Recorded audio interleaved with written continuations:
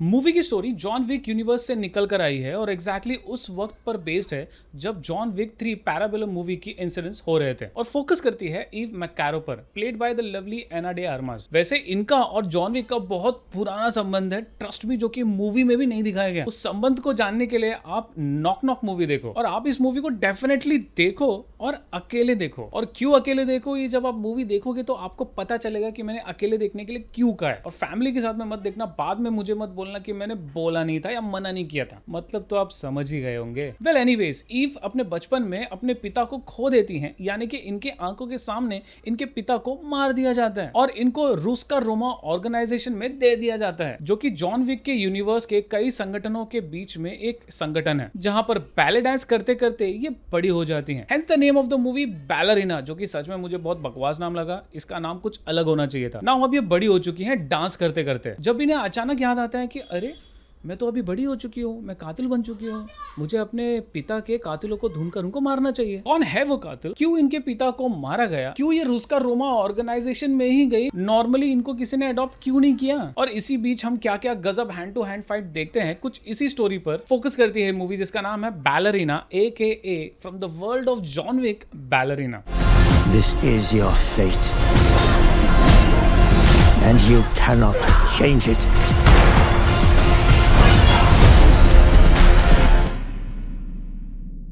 दोस्तों, आप ये वीडियो देख रहे हैं YouTube पर और शायद वीडियो देखते देखते आपको YouTube ढेर सारे एड्स दिखा रहा होगा। इन एड्स से बचने के लिए आपको YouTube के मेंबरशिप लेने होते हैं, जो आते हैं 150 रुपए में एक महीने के लिए, जिसे आप पा सकते हैं सिर्फ 99 रुपीज में एक महीने के लिए।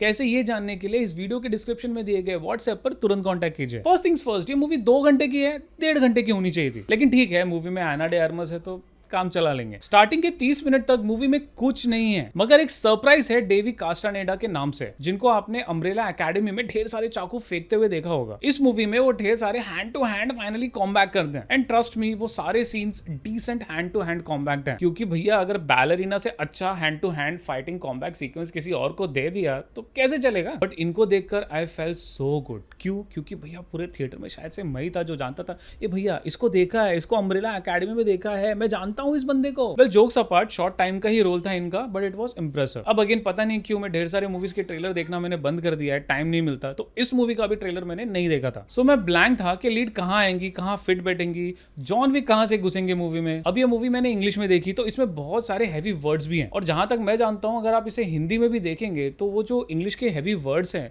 शायद से उनको हिंदी डब्ड में भी इंग्लिश में ही यूज किया जाएगा। तो इसके पहले आप मूवी देखते वक्त कंफ्यूज हो जाओ कि भैया ये वर्ड्स क्या है, चलिए आपको थोड़ा सा हिंट दे देते हैं। ये सारे वर्ड्स रूस का रोमा ऑर्गेनाइजेशन से जुड़े हुए हैं, जहां पर हमारी लीड पाल पोस कर बड़ी की गई है। सबसे पहला वर्ड है किकीमोरा। कितना क्यूट नाम है ना। इसका मतलब होता है ग्रुप ऑफ असासिन्स जो रूस का रोमा ऑर्गेनाइजेशन के लिए काम करते हैं या उनके अंडर ही पले बड़े। Then we have Tarkovsky. ये रूस का रोमन की ऑर्गेनाइजेशन की जो लीडर होती है, यानी कि जिसे डायरेक्टर कहा गया है। आप इसे थ्रू आउट द मूवी एक ही जगह पर देखोगे, थिएटर में। ये बस सबका पूरा टाइम है ना डांस करते हुए ही सबको देखती है। इस थिएटर का नाम टार्कोव्स्की थिएटर है। ये मैं आपको इसलिए बता रहा हूँ क्योंकि हमारी लीड ईव का इस ऑर्गेनाइजेशन से तरक्की होती है, यानी कि बड़ी होकर ये एक किकीमोरा बन जाती है, यानी कि assassin। और चालू होती है फाइट्स के sequence, and trust me when I say Ana de Armas was just perfect for this role. Movie में हैंड टू हैंड कॉम्बैट बहुत है और सारे सीन्स इंप्रेसिव है। आई मीन एक्शन सीक्वेंसेस, यानी कि हैंड टू हैंड कॉम्बैट इसलिए impressive है क्योंकि इन सारे सीन्स में ना आप CGI VFX वगैरह यूज नहीं कर सकते, आपको मैन्युअली ये सब करना पड़ता है। और भैया भले ही फेक फाइट होती है, लेकिन उसे रियल दिखाने के लिए ताकत तो लगती है। और पूरे वक्त जब ईव फाइट कर रही होती है, ऐसा एक पल के लिए भी नहीं लगता कि ये मूवी है। ऐसा लगता है कि हम कोई लाइव एक्शन फाइट देख रहे हैं। और अगर आपको लगता है ना कि इसमें सिर्फ हैंड टू हैंड कॉम्बैट है, तो भैया आप मूवी देखिए, वेट कीजिए, धीरे धीरे ऐसे ऐसे एक्शन दिखाया जाएगा ना कि आपके होश ही उड़ जाएंगे। जैसे मूवी में एक सीन में गाड़ी से घसीटते हुए का सीन है, फिर उसके बाद में hand to hand action sequence है, फ्लेम थ्रोवर्स का गजब एक्शन सीक्वेंसेस है। ट्रस्ट मी, फ्लेम थ्रोवर्स को लेकर ऐसा एक्शन मैंने आज तक किसी भी मूवी में नहीं देखा है। मतलब उस फ्लेम थ्रोवर का मूवी के एंड में जो एक सीन है, उसे देखकर तो भाई मेरा जो मुंह था ना वो खुल गया था पूरा। मतलब ऐसा हो गया था कि भाई साहब ये क्या दिखा दिया। और अगर ये भी कम है तो भाई साहब एक तरीके से पूरा आइलैंड खड़ा हो जाता है बैलरीना के खिलाफ उनसे लड़ने। मतलब जिस जिस घर से ये गुजरती हैं वो हर घर वाले रेडी हैं इनको मारने के लिए। और टूल्स की तो बात मत कीजिए, बंदूक हो गया, चाकू हो गया, कुल्हाड़ी हो गई, फ्लेम थ्रोवर्स हो गए, बॉम्ब्स हो गए, कुछ नहीं मिला तो हाथों हाथ ही एक्शन आपको देखने को मिलेगा। सो मूवी सिर्फ एक तरीके से नहीं, आपको हर एक एंगल से एंटरटेन करती है। और ऐसा नहीं है कि एकदम से एक दिन ईवा दर्दनाक कातिल बन जाती है, हमें उनकी प्रोग्रेस पूरे तरीके से बताई जाती है। सो मूवी कहीं पर भी हमें रश नहीं लगती। अब मैं झूठ भी नहीं बोलूंगा, लेकिन बहुत सारे एक्शन सीक्वेंसेस देखकर मुझे ऐसा लग रहा था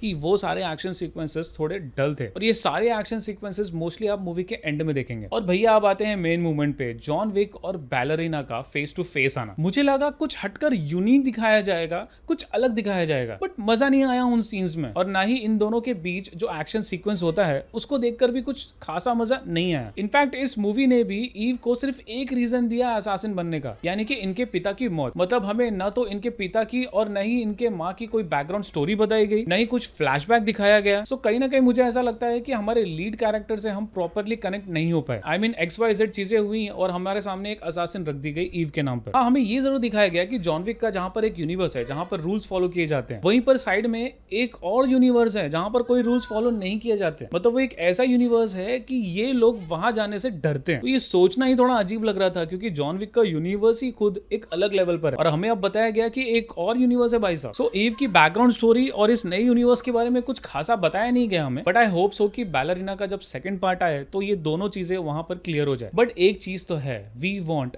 पार्ट 2, और इसीलिए सारी चीजों को ध्यान में रखते हुए मेरी तरफ से डेफिनेटली मस्ट वॉच है, और मैं इसे रेट करूंगा 7 आउट ऑफ 10। और मूवी देखते वक्त पॉपकॉर्न मत लेना भाई, क्योंकि मैं पॉपकॉर्न लेकर बैठा था और इस डर में कि कोई सीन्स या कोई एक्शन सीक्वेंस में मिस ना कर दूं, मैं पॉपकॉर्न की तरफ देख ही नहीं रहा था। मैं पॉपकॉर्न बस ऐसे खाया जा रहा था, और क्योंकि ढेर सारे एक्शन सीक्वेंसेस बहुत फास्ट पेस्ड हैं, तो उनको देखने के चक्कर में मेरे पॉपकॉर्न खाने का जो पेस है वो भी फास्ट हो गया था। और कल से पेट खराब है भाई साहब, लगता है फिर से जाना पड़ेगा।